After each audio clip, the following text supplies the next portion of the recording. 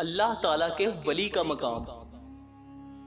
شیخ عبد القادر جیلانی قدس سر النورانی کا ارشاد مبارک ہے، جب بندہ مخلوق خواہشات، نفس، ارادہ اور دنیا و آخرت کی آرزوؤں سے فنا ہو جاتا ہے تو اللہ کے سوا اس کا کوئی مقصود نہیں ہوتا، اور یہ تمام چیز اس کے دل سے نکل جاتی ہے تو وہ اللہ تک پہنچ جاتا ہے۔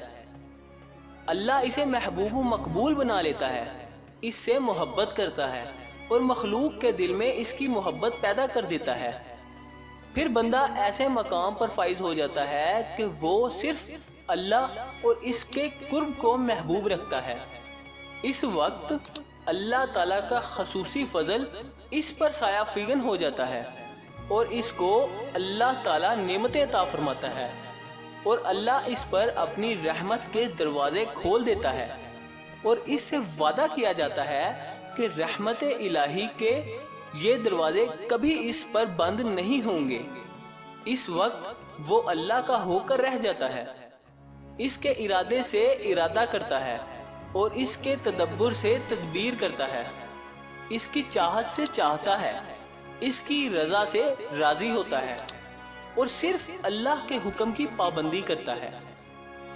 مومن کی کیفیت حضور سیدنا غوث العظم شیخ عبد القادر جیلانی قدس سر النورانی مومن کی حالت اور اس کی عادات و خصلت کے متعلق ارشاد فرماتے ہیں، محبت الہی کا تقاضا ہے کہ تو اپنی نگاہوں کو اللہ کی رحمت کی طرف لگا دے اور کسی کی طرف نگاہ نہ ہو، یوں کہ اندھوں کی مانند ہو جا۔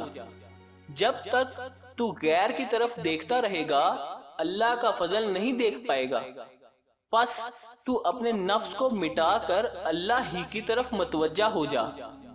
اس طرح تیرے دل کی آنکھ فضل عظیم کی جانب کھل جائے گی اور تو اس کی روشنی اپنے سر کی آنکھوں سے محسوس کرے گا، اور پھر تیرے اندر کا نور باہر کو بھی منور کر دے گا۔ عطائے الہی عزوجل سے تو راحت و سکون پائے گا، اور اگر تو نے نفس پر ظلم کیا اور مخلوق کی طرف نگاہ کی تو پھر اللہ کی طرف سے تیری نگاہ بند ہو جائے گی اور تجھ سے فضل خداوندی رک جائے گی۔ تو دنیا کی ہر چیز سے آنکھیں بند کر لے اور کسی چیز کی طرف نہ دیکھ۔ جب تک تو چیز کی طرف متوجہ رہے گا تو اللہ کا فضل اور قرب کی راہ تجھ پر نہیں کھلے گی۔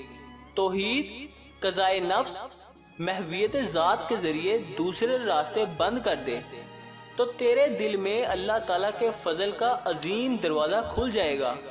تو اسے ظاہری آنکھوں سے دل، ایمان اور یقین کے نور سے مشاہدہ کرے گا۔ مزید فرماتے ہیں، تیرا نفس اور اعضا غیر اللہ کی عطا اور وعدے سے آرام و سکون نہیں پاتے، بلکہ اللہ تعالیٰ کے وعدے سے آرام و سکون پاتے ہیں۔ اللہ تبارک و تعالیٰ کی بارگاہ میں دعا ہے کہ وہ ہمیں ان ملفوظات پر عمل کرنے کی توفیق عطا فرمائے اور فیضان غوث پاک سے فیضیاب فرمائے، آمین۔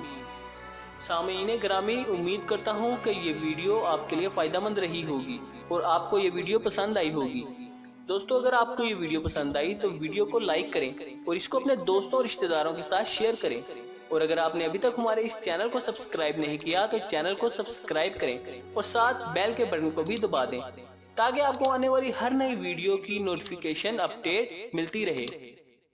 آپ سے ملاقات ہوگی انشاءاللہ اسی طرح کسی نئی ویڈیو میں۔ تب تک کے لیے اپنا خیال رکھیے گا۔ اللہ حافظ۔